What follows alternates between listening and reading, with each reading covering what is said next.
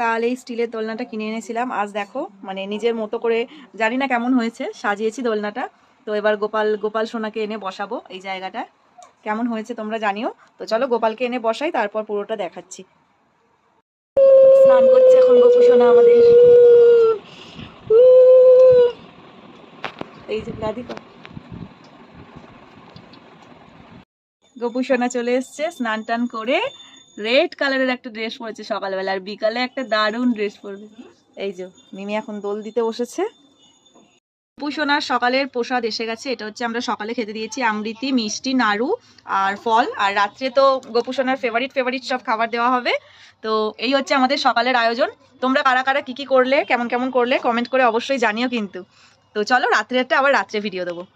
আমাদের গোপু সোনাকে কি সুন্দর লাগছে। কি কি খেতে হবে, আগে কোনটা কোনটা খাবে?